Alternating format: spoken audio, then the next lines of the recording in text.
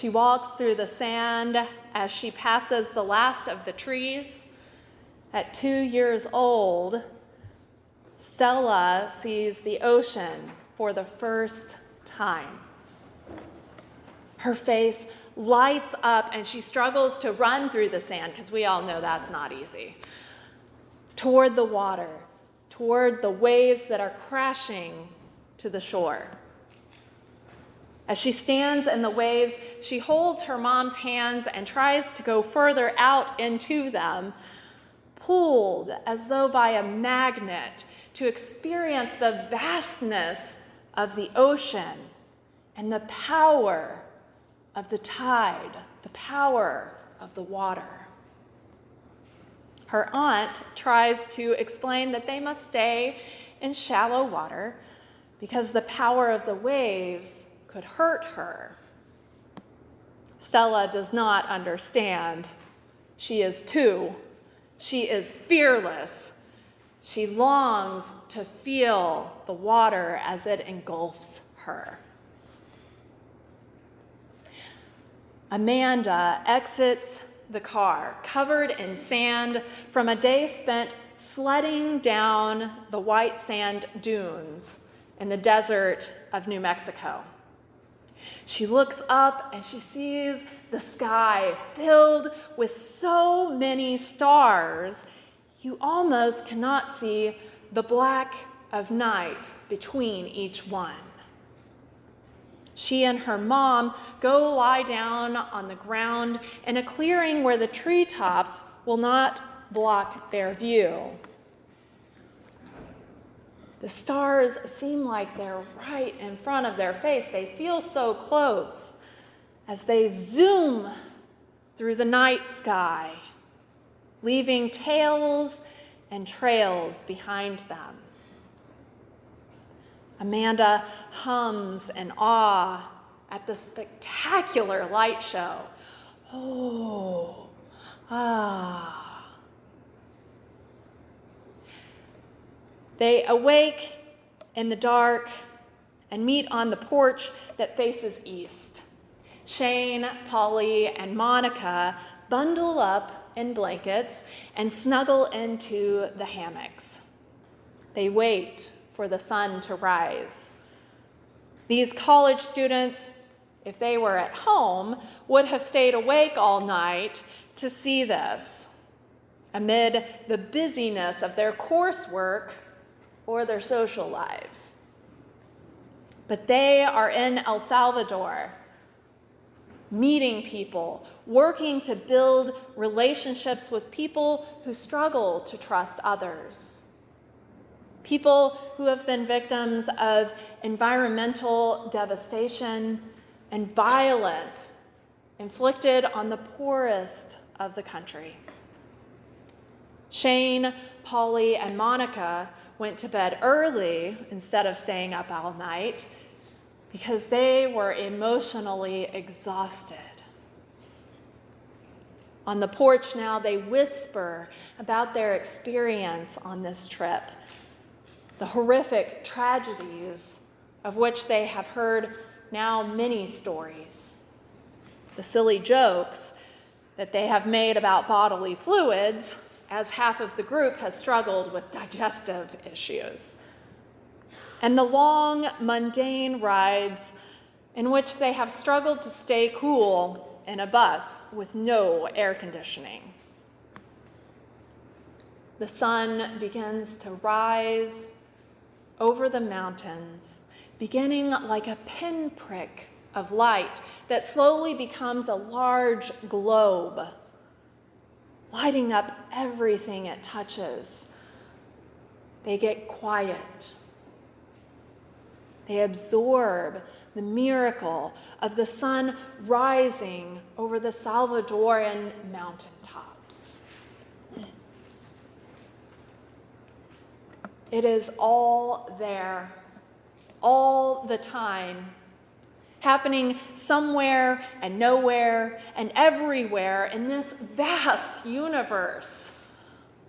Yet we take it for granted, or we do not know about it. Siblings, we are all connected in this room, in this country, in this world, in this universe. And God delights in all of this beautiful, wondrous, awe-filled creation. And God shares that delight with Sister Wisdom, with Sophia, who speaks to us in Proverbs today. Our Sister Wisdom, who draws us also into her delight and awe at creation, as she has witnessed it from before it even existed. I have a confession to make. I wish that we were celebrating communion today. There are perhaps no events in our lives that better show our connectedness to God, to one another, and to all elements of creation and the universe, as do baptism and communion. Sacraments are, by definition, visible signs of an invisible grace. We cannot usually touch or hear or taste or smell or see God at work. But the sacraments are the ways in which we are able to touch, to see, to taste and smell, to hear God as we engage with the elements. And these elements are made up of millions, billions, more than trillions of tiny molecules. I'd have to actually ask some scientists to really know a little bit more. They don't teach us that part in seminary. When we break the bread apart, each taking a piece and eating it, we join with these molecules. We join with all of the pieces of the universe that God created, that God continues to create and recreate and cycle through. We join with the wisdom of the universe. When we touch the water,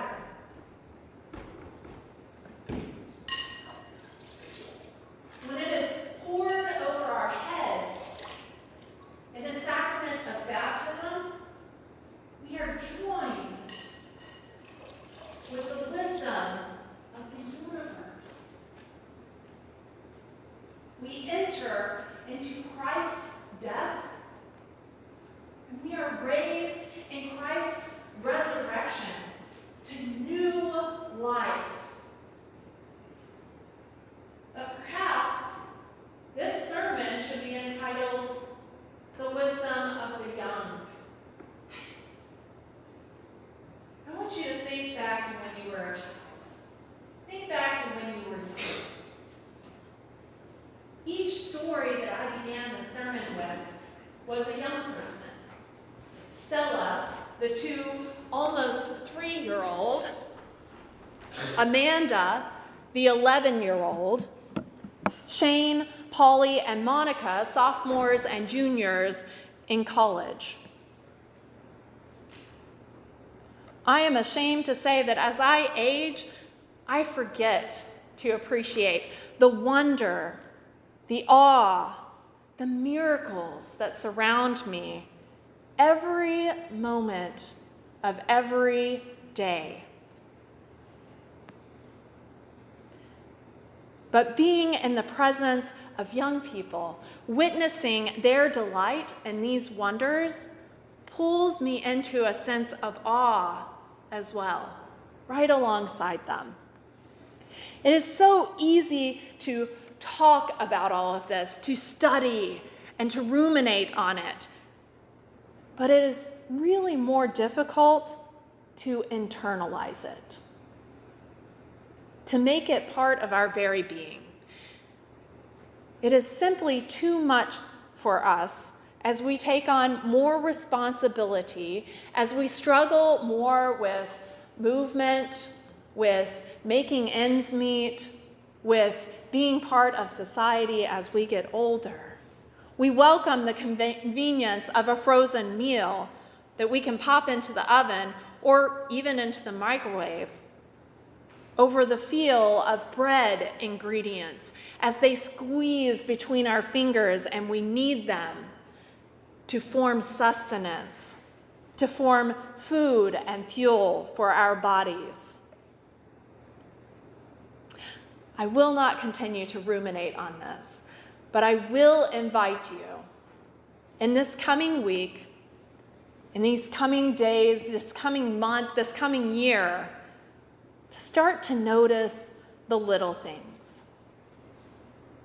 Take a moment this week to step outside and notice at dusk the sound of the insects, to watch the bats fly by as they hunt for these insects.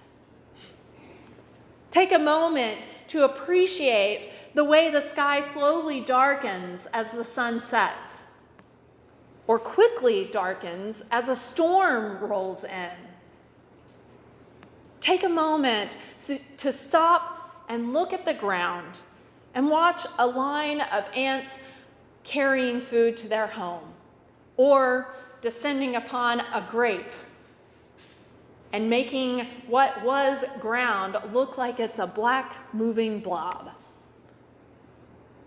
And as you do these things, delight, as Sister Wisdom does, delight in the power, the majesty, the interconnectedness, the miracle of the universe in which we are privileged to live and to be co-creators with God.